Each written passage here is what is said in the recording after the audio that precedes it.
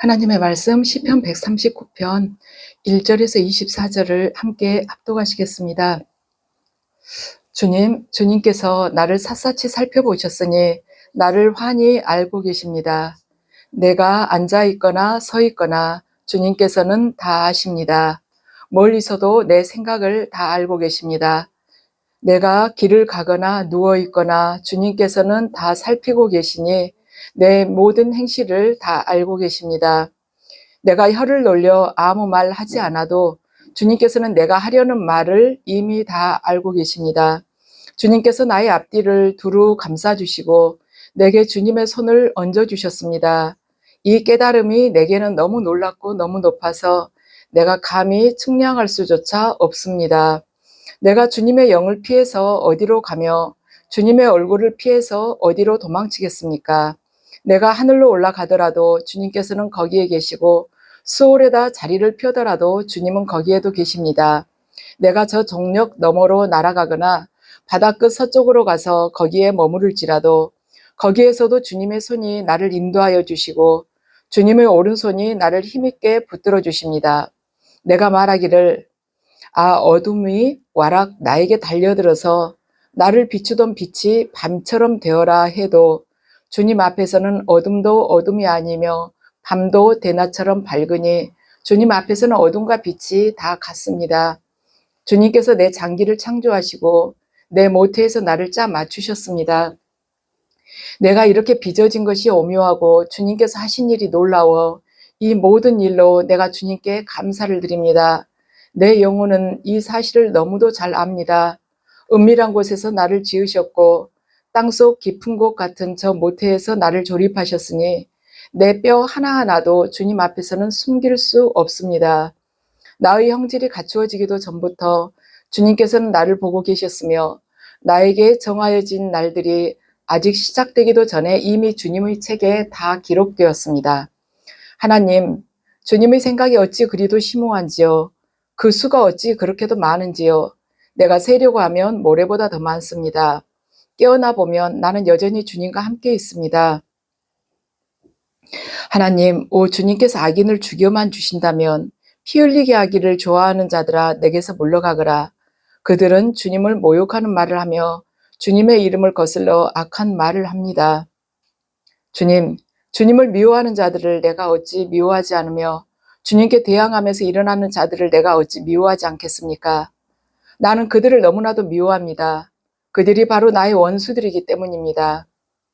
하나님, 나를 샅샅이 살펴보시고 내 마음을 알아주십시오. 나를 철저히 시험해 보시고 내가 걱정하는 바를 알아주십시오. 내가 나쁜 길을 가지는 않는지 나를 살펴보시고 영원한 길로 나를 인도하여 주십시오. 아멘. 오늘은 나보다 나를 잘 아시는 주님이라는 제목으로 말씀을 전하겠습니다. 오늘 본문은 다윗이 지은 시입니다.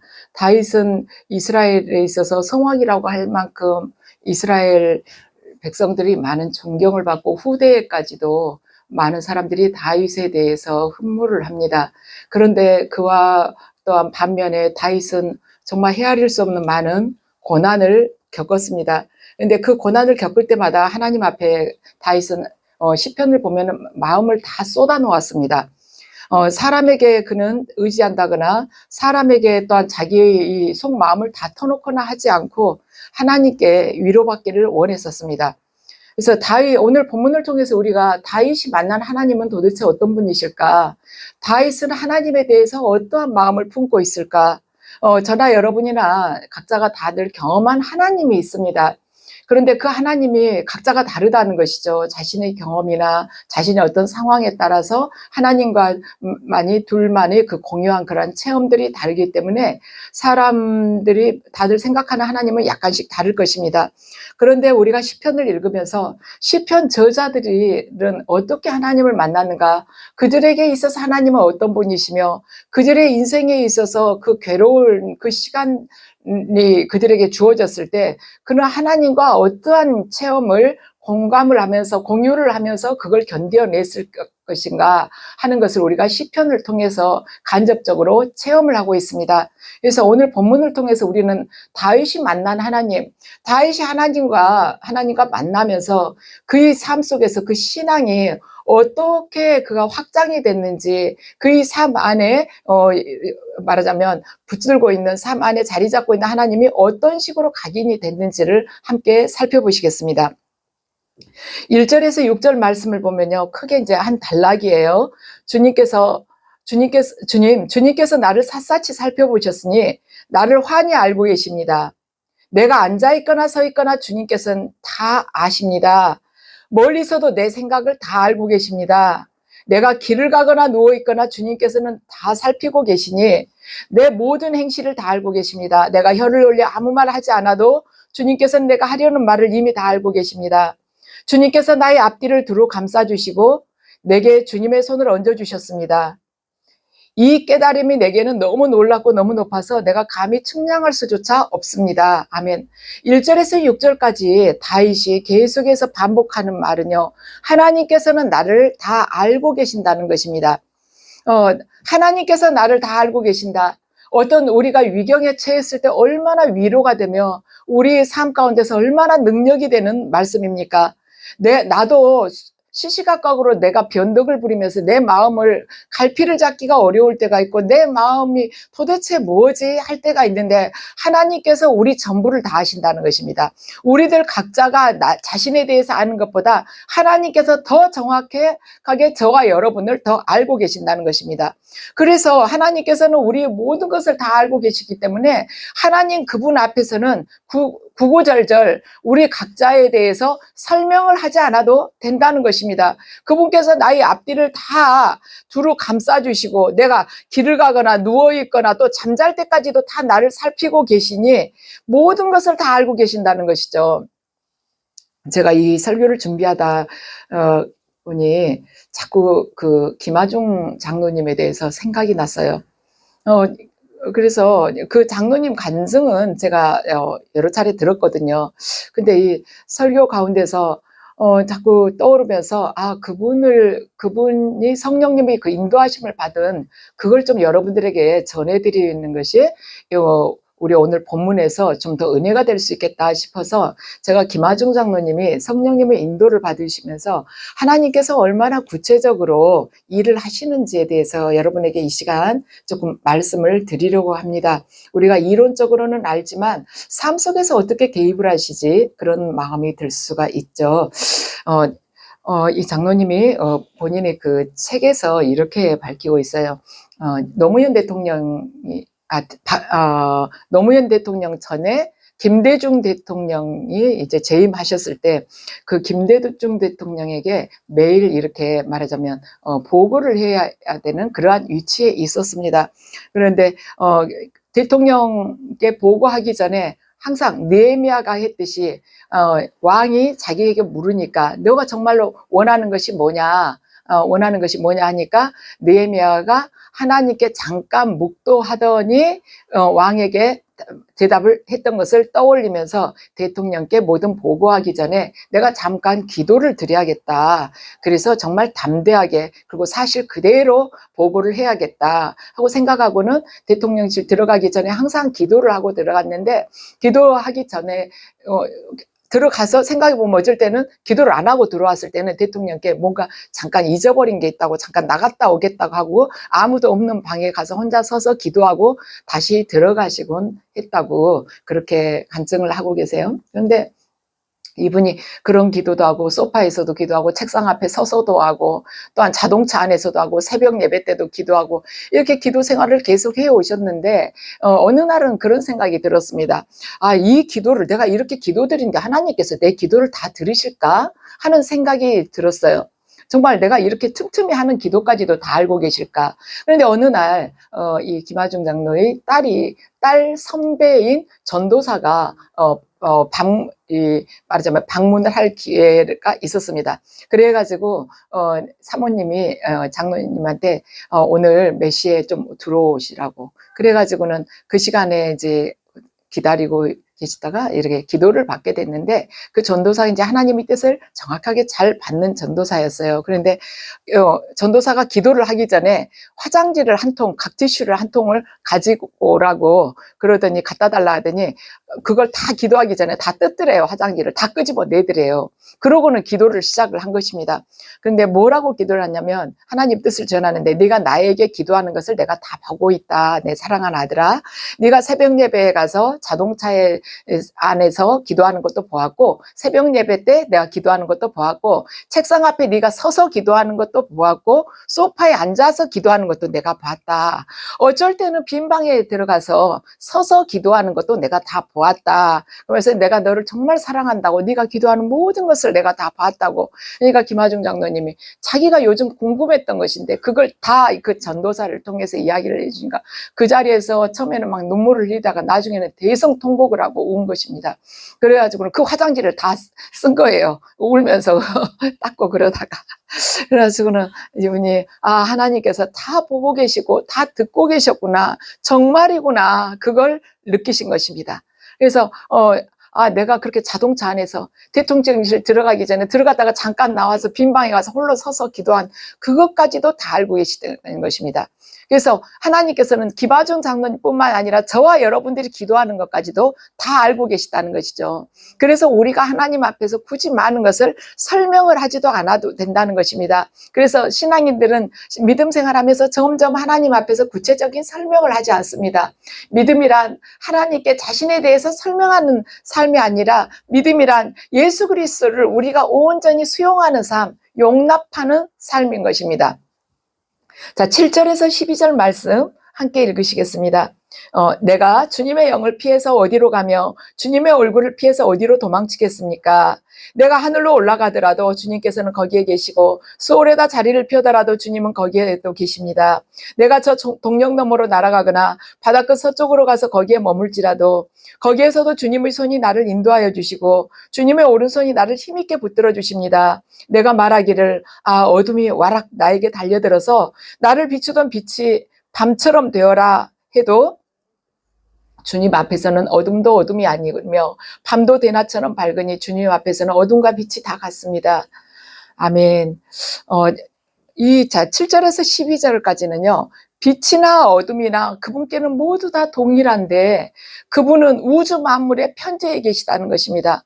그분은 전지전능하신 분이시며 우주 만물의 편재에 계시다는 것이에요. 그분 자체가 그 빛이시며 영광이시기 때문에 어둠도 그분 앞에서는 어둠이 아니라는 것입니다. 온전한 빛이시고 온전한 영광이시기 때문에 그분 앞에서 어둠은 어둠으로서 그 역할을 절대 할 수가 없다는 것이죠. 이것이 우리에게는, 그분께서 우주 만물의 편재에 계시다는 것이 우리에게는 정말 이해가 잘 되지 않을 수 있습니다. 어떻게 우주 만물의 편재에 계시지? 우리 이성으로는 이해가 되지 않지만 우리가 성령님과 만나게 된다면 그 모든 것을 다 알게 된다는 것이죠.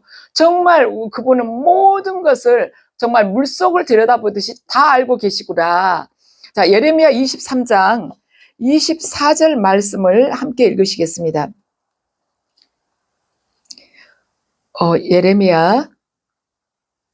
예레미야 23장 24절 말씀입니다.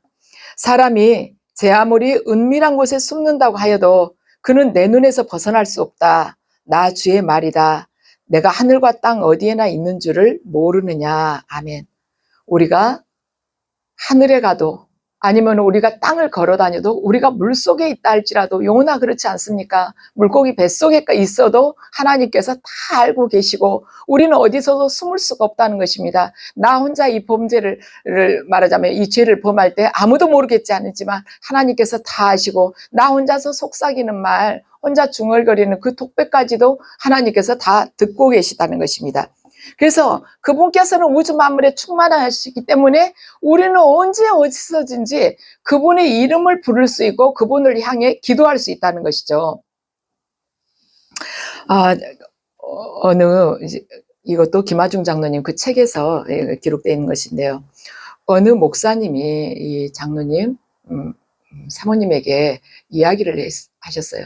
근데 본인이 꿈 이야기를 하신 것입니다. 그러면서 꿈을 꿨는데 꿈속에서 두 사람이 죽어가지고 땅속에 매장이 되어 있는데 누군가가 무덤 속에 들어가서 그 두 사람을 툭툭 치니까 그 두 사람이 일어났고 그 죽었던 두 사람을 그 사람이 데리고 나왔다. 그런데 이 꿈은 이제 죽은 사람을 한 사람이 들어가가지고 툭툭 치면서 데리고 나왔는데 이 꿈은 누군가를 살리는 꿈인 것 같은데 이것은 아마도 당신의 남편이 그 두 사람을 살려야 할 것 같다. 이 사람들이 누군지는 모르지만 나쁜 일들을 한 사람인 것 같고 하나님께서 그들을 살리시려는 이유는 그들 중의 하나가 예전에 하나님을 믿었던 크리스천이기 때문입니다. 하고 전하면서 그런데 하나님께서 이상하게도 예전에 하나님을 믿었던 그 크리스찬이라는 사람을 두고 말씀을 하시기를 날라리 크리스찬이라고 하셨습니다. 이렇게 김바준 장로님 사모님에게 전한 것입니다. 그러면서 이제 사모님이 당신이 아마 그 사람들을 구해야 될 것 같다고 이렇게 이야기를 하신 거예요. 저는 이 글을 읽으면서 우리가 나같이 정말 작은 자, 나같이 죄악된 자, 하나님은 나를 버리셨을 거라고 생각을 하지만 날라리 크리스천이라 할지라도 정말 궁지에 몰려가지고 내가 하나님께 기도할 때 그분께서는 그걸 들으신다는 거, 당신을 믿었던 자녀가 정말 사지에 처했을 때 그분께서는 잊지 않으신다는 거, 그걸 이렇게 느끼면서 참 많은 위로가 됐습니다. 이제 그 이야기를 듣고 김하중 장로님이 중국에서 마약 제조 및 밀매 혐의로 사형을 언도받고 있던 두 사람을 기억을 하신 거예요. 한국인인데 중국에서 마약을 제조하고 마약을 팔다가 걸려가지고 단속범에게 걸려서 사형을 언도받았습니다. 그런데 이 사람들은 거의 2kg 가까운 마약을 말하자면 제조를 한 거예요. 그런데 중국에서는 50g만 제조를 해도 사형이랍니다. 그런데 2kg나 제조를 했으니 빠져나올 수가 있겠습니까? 그런데 그 두 사람이 정말 그 목사님 꿈에 계시된 그 두 사람인가, 그 사형 언도를 받은 사람인가, 이것도 이제 확신이 서지가 않았어요. 이 사람이다 한 것이 없었기 때문에.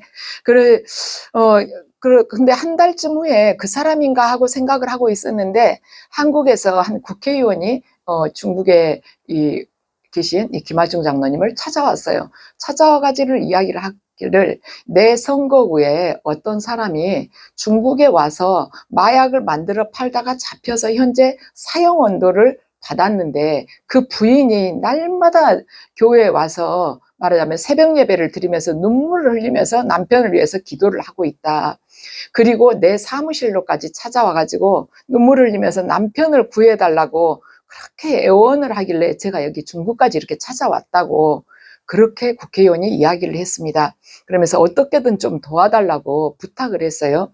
그런데 참 이제 이 국회의원이 이야기를 하기를 근데 참 웃기는 것은요. 그 사람도 옛날에는 예수를 믿었던 사람입니다. 그러니까 날라리 크리스천이죠 하고 이야기를 한 것입니다. 그 목사님이 꿈에 주님으로부터 들었던 그 사람이 날라리 크리스천이라고 들었는데 이 국회의원이 와가지고 정말 웃기다고 그러면서 그 사람이 옛날에 예수 믿었던 사람인데 정말 그 사람은 날라리 크리스천이라고 이렇게 이야기를 해준 거예요. 그러니까 이 김하중 장로님이 자기가 사실은 어느 목사님으로부터 꿈에 받은 계시를 이렇게 전에 들었다 하면서 다 이야기를 한 것입니다. 그리고는 이 일을 어떻게든 그 사람들을 석방을 시켜야겠다 하고 이 대사관에서 일을 하면서 이제 장로님이 이 일은 크리스천과 관련된 일이니까 믿는 사람을 맡겨야겠구나 하고 해가지고 일을 처리했다고 그렇게 그분이 책에 써놓으셨어요. 우리가 이런 걸 봤을 때 하나님께서는 그렇죠. 저 동력 너머로 하늘에 올라가도 땅속에 있어도 다 아신다는 것입니다. 중국에 그 마약 제조하고 마약 밀매하면서 잡혀있는 그 남편을 위해서 한국에서 부인이 울면서 하는 기도를 중국에서 다 하나님께서 그거 다 들으시고 이 국회의원이 가서 이 국회의원이 김하중 장로님에게 날라리 크리스천이라고 표현을 할 것까지도 다 아시고 그 목사님 꿈에 날라리 크리스천이라고 똑같이 이렇게 계시를 해주신 것입니다. 하나님께서는 이렇게 우리들에게 대해서 하나하나 다 알고 계시는 거예요.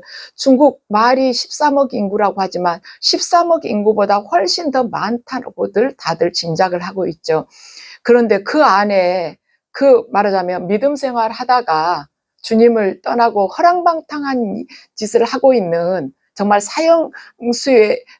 사형처에 처할 그러한 죄를 범한 그런 자녀까지도, 그런 사람까지도 하나님께서 아시고 13억이 넘는 그 인구 중에 그 사람을 기억하시고 그 사람의 아내가 하는 그 기도를 들으시고 하나님께서 그를 구원하고자 하신 것입니다. 그래서 저와 여러분들이 어떤 어려운 상황에 있다 할지라도 하나님께서 나를 버리셨나? 하나님께서 내 기도를 안 들으시나? 하나님께서는 우리 가정을 외면하시나? 이런 마음을 갖지 말자는 것입니다. 하나님께서는 지금 이 시간을 통해서 내가 내 자신에 대해서 더 정결케 되고 더 정직하고 거룩한 삶으로 가기 위해서 지금 이 시간에 하나님께서 듣지 않으신 것처럼 그냥 지켜보고 계시지만 그분께서는 다 아시고 그분이 정한 시간에 역사하시려고 기도하고 계시기 때문에 정말 사형이라고 이미 선고를 받았다 할지라도 절대로 우리가 단념을 해서는 안 된다는 것이죠. 왜냐하면 하나님의 사랑은 죽음보다 더 강하기 때문입니다. 자, 13절에서 18절까지 함께 읽으시겠습니다. 주님께서 내 장기를 창조하시고 내 모태에서 나를 짜 맞추셨습니다. 내가 이렇게 빚어진 것이 오묘하고 주님께서 하신 일이 놀라워 이 모든 일로 내가 주님께 감사를 드립니다. 내 영혼은 이 사실을 너무도 잘 압니다. 은밀한 곳에서 나를 지으셨고 땅속 깊은 곳 같은 저 모태에서 나를 조립하셨으니 내 뼈 하나하나도 주님 앞에서는 숨길 수 없습니다. 나의 형질이 갖추어지기도 전부터 주님께서는 나를 보고 계셨으며 나에게 정하여진 날들이 아직 시작되기도 전에 이미 주님의 책에 다 기록되었습니다. 하나님, 주님의 생각이 어찌 그리도 신무한지요. 그 수가 어찌 그렇게도 많은지요. 내가 세려고 하면 모래보다 더 많습니다. 깨어나 보면 나는 여전히 주님과 함께 있습니다. 아멘. 13절에서 18절까지의 말씀은 하나님의 전능하심을 다윗이 지금 고백을 하고 있는 것입니다. 하나님께서는 능치 못함이 없으십니다. 자, 하나님께서 능치 못함이 없으십니다. 믿는 자에게 또한 능치 못함이 없다고 성경에 기록되어 있지만 우리가 믿는 자에게 능치 못함이 없다는 것은 우리들 각자가 능치 못함이 없다는 뜻이 아니라 우리가 믿는 하나님께서 능치 못함이 없으시기 때문에 그 하나님께서 내 육신을 뚫고 밖에 나와서 말하자면 역사를 하실 때 능치 못함이 없게끔 역사를 하신다는 그러한 고백인 것입니다. 자, 이사야 59장 1절 2절 말씀 하나님 함께 읽으시겠습니다. 주님의 손이 짧아서 구원하지 못하시는 것도 아니고 주님의 귀가 어두워서 듣지 못하시는 것도 아니다. 오직 너희 죄악이 너희와 너희 하나님 사이를 갈라놓았고 너희의 죄 때문에 주님께서 너희에게서 얼굴을 돌리셔서 너희의 말을 듣지 않으실 뿐이다. 아멘. 주님께서 내가 아무리 기도를 해도 어떠한 역사도 없는 것 같고 정말 외면하신 것 같을 때 하나님께서 듣지 않으신가? 하나님께서 이 일은 안 되시는 것인가? 그럴 때 그런 말하자면 잠깐 유혹이 들 때가 있지만 그것이 아니고 이사야 59장 1절 말씀은 주님의 손이 짧아서 구원하지 못하시는 것도 아니고 주님의 귀가 어두워서 듣지 못하시지 않는다는 것입니다. 귀를 지어서 만드신 분이 어찌 그분이 듣지 못하시며 우리에게 손을 지어서 만들어주신 분이 어찌 그분이 손이 짧아서 역사를 안 하시겠습니까? 2절 말씀을 통해서 우리가 왜 역사 안 하신지 알 수가 있습니다. 오직 너희의 죄악이 너희와 너희의 하나님 사이를 갈라놓았고 너희의 죄 때문에 주님께서 너희에게서 얼굴을 돌리셔서 너희의 말을 듣지 않으실 뿐이다. 아멘.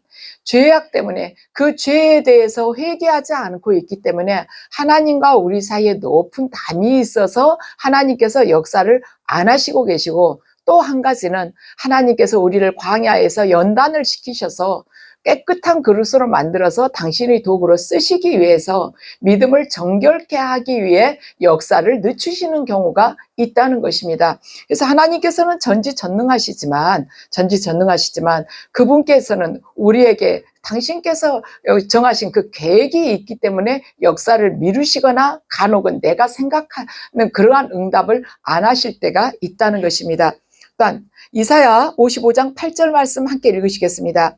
나의 생각은 너희의 생각과 다르며 너희의 길은 나의 길과 다르다. 주님께서 하신 말씀이다. 아멘. 하나님의 생각은 우리의 생각과 다르며 하나님의 길은 우리의 길과 다르다는 것입니다.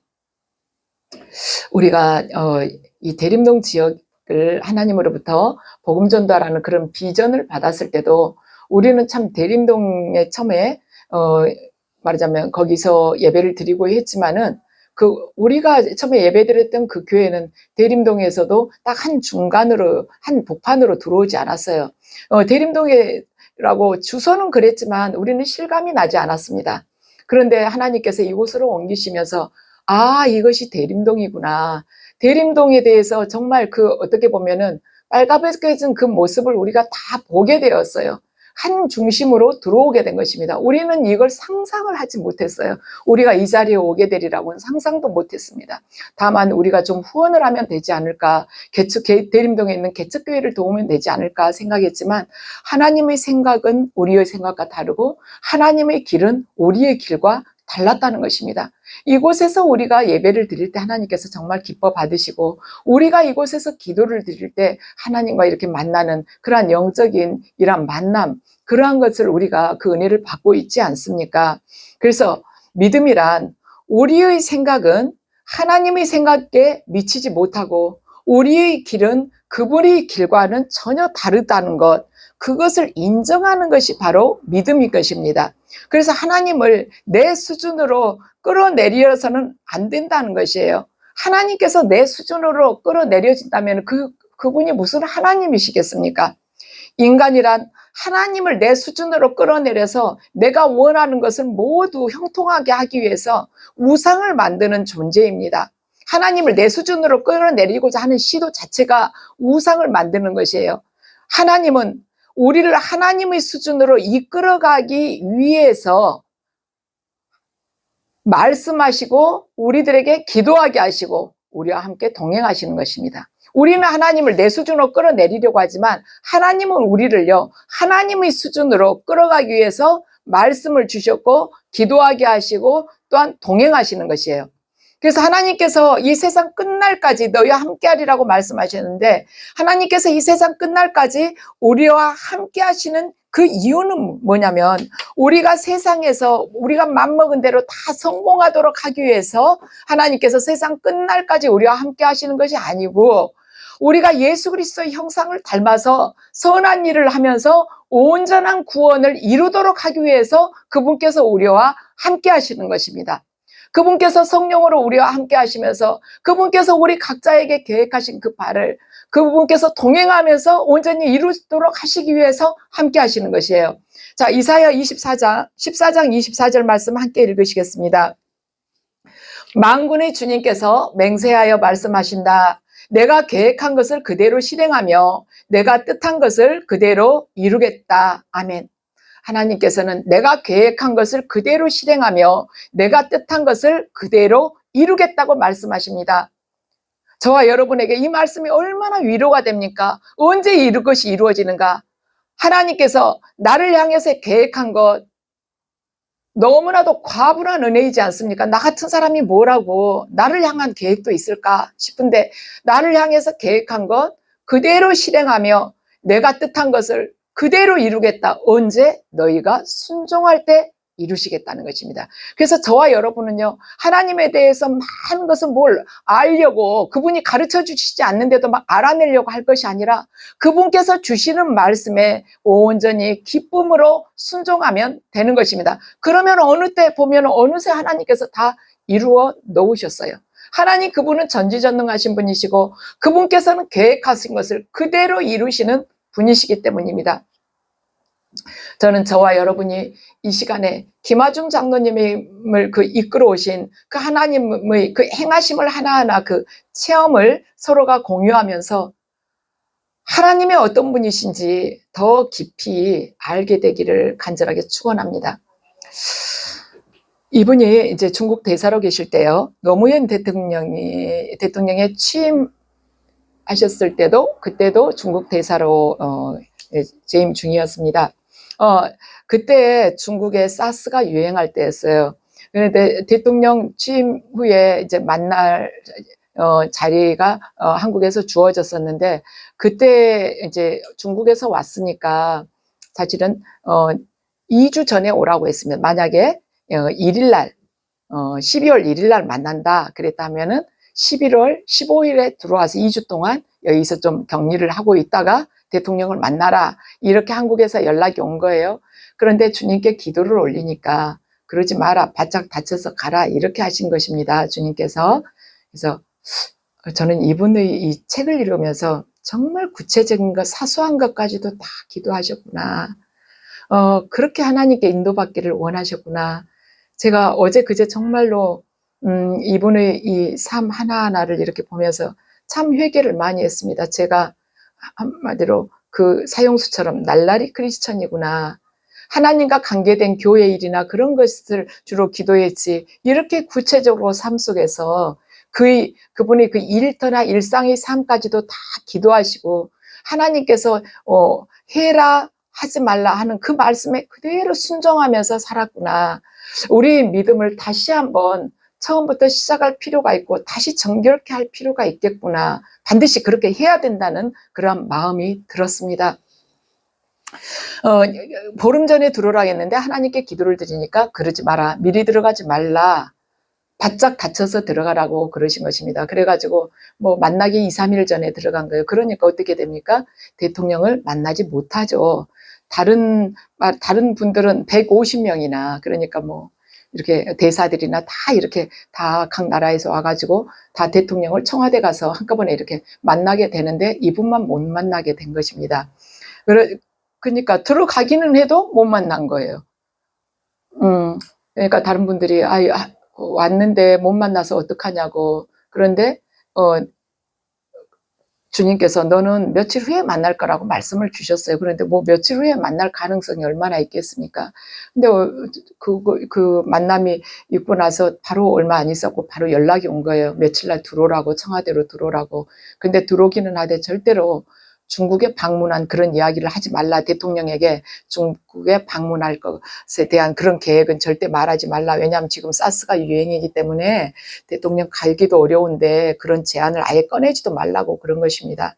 그런데 주님께서는 꺼내라는 그러한 마음을 주신 거예요. 그래가지고는 그럼 언제로 할까요? 하니까, 그래서 그때가 6월이었는데 6월쯤 됐는데 11월로 할까요? 그러면 뚝 떨어져 있어요. 그때쯤이면 다 좋아지겠지. 다 사스가 잠잠해지겠지. 11월로 할까요? 그러니까 주님이 아무 대답을 안 하신 거예요. 그럼 10월로 할까요? 그래도 대답을 안 하셨어요. 9월로요? 안 돼. 8월로요? 그래도 말씀을 안 하시고, 그럼 7월로 할까요? 그러니까 7월로 잡으라고 하신 것입니다. 그래가지고 7월 초로 잡은 거예요. 지금 6월 달, 6월? 그때 한 5월쯤 됐나? 그랬는데 7월 초면은 6월 말까지는 사스가 다 그 문제가 해결이 돼야 되잖아요. 그런데 아직 그 가능성은 없었어요. 그래가지고는 어떻게 하나 안 돼? 이제 말씀을 드리라고 하니까 그냥 드렸죠. 그런데 이제 우리나라에서 그 일을 본 사람들은 6월 말까지 그것이 진정될 것이라는 것을 당신이 어떻게 아냐. 그러니까는 안다고 이분이 그러신 거예요. 내가 중국 대사인데 그것도 모르겠냐고. 그래가지고 7월 초에 방중을 하기로 결정은 됐습니다. 그러고는 얼마나 이분도 마음이 졸였겠습니까? 그래가지고는 이제 사모님하고 막 기도를 그때부터 열심히 하신 거죠. 중국 대사관에 근무하고 있는 직원들도 그때 안 되면 어떡하냐고, 어떻게 그때 오시라고 하냐고. 그러니까 그럴 것이 아니라 우리 대통령이 중국에 방문할 걸, 그걸 우리 대사관에서 전부 지금 일을 다 해야 된다, 다 준비를 하자, 그런 것이에요. 그랬는데 6월 그 사스가 절대 진정될 기미가 안 보였는데 6월 중순쯤 되니까 그게 이제 잠잠해진 거예요. 그리고 7월 딱 3일인지 언제 되니까는 WHO 세계보건기구에서 전 세계적으로 사스가 모두가 진정이 됐다, 모두 해결됐다고 딱 발표를 한 것입니다. 발표하고 나서 이틀 후에 이제 대통령이 중국을 방문을 하게 됐어요. 이미 그건 몇 달 전에 다 이렇게 계획된 것이지만, 그러니까 나중에 노무현 대통령이 당신은 어떻게 6월 말에 사스가 다 잠잠해질 걸로 알았냐고 따로 불러다가 물어본 것입니다. 그러니까 이제 이 김하중 장로가 중국 대사가 그것도 모르겠냐고, 그 정도는 다 알죠 하고 대답은 했지만, 그 행사가 끝나고 나서 하나님께 굉장히 감사를 드렸다고, 그분께 영광을 올렸다고 그렇게 책에 남겨놓으셨어요. 저와 여러분들, 정말 저는 또 이걸 읽으면서 이 세상에 일어난 모든 일들, 정말 기상천외하고 상상하지 못했던 많은 일들이, 마음 아픈 일들도 일어나고, 뜻밖의 기상이변이나 전쟁이나 이 모든 것들, 아니면 코로나며 모든 것들이 다 하나님의 그 통제하에서, 하나님께서 허락하신 한도 내에서 다 일어나고 있다는 것입니다. 사스를 6월 말까지 진정시키고자 하는 것은 하나님의 다 계획이었어요. 어느 누구도 그렇게 될 줄을 몰랐지만 하나님께서는 그렇게 될 걸로 생각을 하고 7월 달로 잡으라고 그렇게까지 하시면서 모든 일을 다 그때 마무리를 하신 것입니다. 이렇게 전 세계 이 우주의 역사를 주관하신 분이 바로 우리의 아버지시라는 것입니다. 그분은 전능하신 분이에요. 저와 여러분에게 어떤 문제가 있습니까? 가정의 문제가 있습니까? 누가 보았을 때 불가능하다는 문제가 있습니까? 하나님께서, 전능하신 하나님이 우리의 아버지신 것입니다. 그분은 전 세계에서 유행하면서 확산되고 있던 그 사스도 당신께서 6월 말까지 진정시키겠다면 하시는 분입니다. 또 코로나 또한 이미 1986년도에 데이빗 윌커슨 목사님을 통해서 전 세계적으로 전염병이 이렇게 돌게 된다 하면서 수많은 사람들이 죽어가면서 세계적으로도 그걸 말하자면 퇴치할 그 방법을 찾지를 못할 것이다. 이미 86년도에 데이빗 윌커슨 목사님을 통해서 이미 계시를 하셨던 부분입니다. 그래서 저와 여러분, 두려워할 것이 아니라 내가 진짜 하나님의 자녀가 되어 있는지 그걸 계속 점검을 해야 된다는 것입니다. 그것이 문제예요. 내가 지금 나를 괴롭힌 그 원수들을 어떻게 해서 보복을 할까? 그걸 집착할 것이 아니라 내가 하나님 보시기에 정말 정직하고 성실하고 거룩한 믿음을 가졌냐는 것입니다. 그럴 때 내가 그리스도 안에 속해 있을 때 그리스도께서 우리가 상상한 이상으로 우리를 인도해 주신다는 것입니다. 저는 그 책을 보면서 그런 생각이 들었어요. 김하중 장로님이 계속해서 이 책을 보고자 하는 그 마음을 이렇게 하나님이 계속 주신 것 같았거든요. 왜냐하면 사실 제가 오늘 설교해야 될 사람이 그 하나님의 대사 그 책을 차분히 보고 있겠습니까? 더 급한 게 있죠. 그리고 제가 될 수 있으면은 설교 시간에 예화는 많이 안 들려고 그러거든요.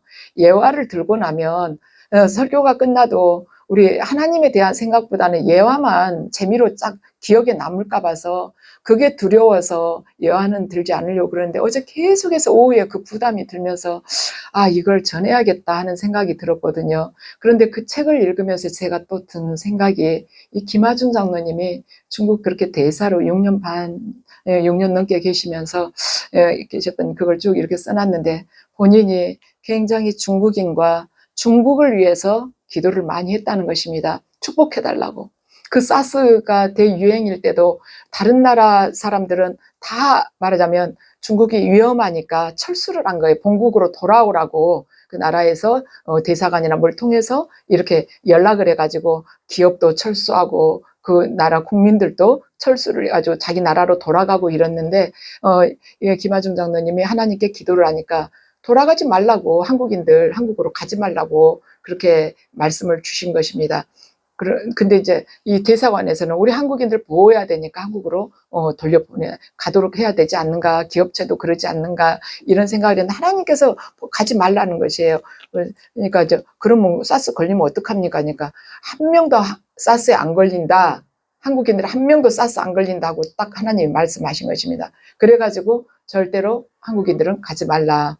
가지 말라고 한 거예요. 정말 유일할 정도로. 중국으로서는 굉장히 위로가 되는 것이죠. 다른 나라 사람들 다 자기 나라 돌아가니 여기 중국에 앉아있다는 병 걸려 죽으니까 그 두려워서 돌아가는데 한국만큼은 그대로 있었던 것입니다. 그리고 오히려 그 사스에 걸린 사람들 또 말하자면 치료하게끔 이렇게 후원을 한 거예요. 기부를 한 것입니다. 한국 정부에다도 좀 기부를 해달라 그래야 기부하고 대사관 직원들도 같이 돈을 모아가지고 기부하고. 그러니까 중국으로서는 정말 은인 같은 것이죠. 많은 위로를 받는 것이죠. 근데 하나님 말씀대로 그때 중국에 있었던 한국인들이 단 한 명도 사스에 걸린 사람이 없었다는 거예요. 그래서 하나님은 전지전능하신 분이라는 것입니다. 중국에 한국인들이 얼마나 많겠습니까? 그런데 그 사람 한 사람 한 사람을 당신의 말씀을 걸고 당신의 삶을 걸고 지켜주신 분이시라는 것입니다. 그러면서 이분이 중국인과 중국을 위해서 정말 축복해달라고 그 일이 있고 나서 정말 이 어려운 시간들을 지낸 그들 인내하면서 견뎌낸 그들을 축복해달라고 계속 기도를 했다는 것이에요. 그래서 우리도 이 대림동 지역의 이 복음전도 이 사명을 우리 교회가 받았는데 우리도 진정으로 축복하자는 것입니다. 중국인들과 중국 교포들 그리고 소수민족들 제가 이렇게 다니다 보면 네팔, 파키스탄에서 오는 분들도 참 많으세요. 그런데 그분들을 진정으로 우리가 축복하자는 거, 사랑으로 축복하자는 거예요. 그럴 때 그 축복이 또한 우리에게도 또 주어지지 않겠습니까? 아유, 왜 여기 와서 저렇게 지저분하게 담배꽁초를 버려? 이럴 것이 아니라 우리나라도 오래전에는 그랬었습니다. 그 시간을 지나서 지금 우리나라가 하나님의 축복으로 인해서 더 이렇게 말하자면 경제적으로도 더 이렇게 부강해지고 군사력도 그렇고 또한 많은 사람들이 배움을 통해 가지고 고학력이 되면서 더 배려하고 질서도 잘 지키고 이렇게 되었지 않습니까? 그런데 그 중국에서도 지금 어려운 사람들이 훨씬 많죠. 그 사람들도 시간이 가면서 하나님께서 우리가 그들을 축복해달라 할 때 또 하나님께서 그들을 또 축복하시지 않겠습니까? 그러면 그들도 변화될 수 있는 그런 시간이 되고 또한 복음이 들어가게 되면 그들 당연히 변화될 것입니다.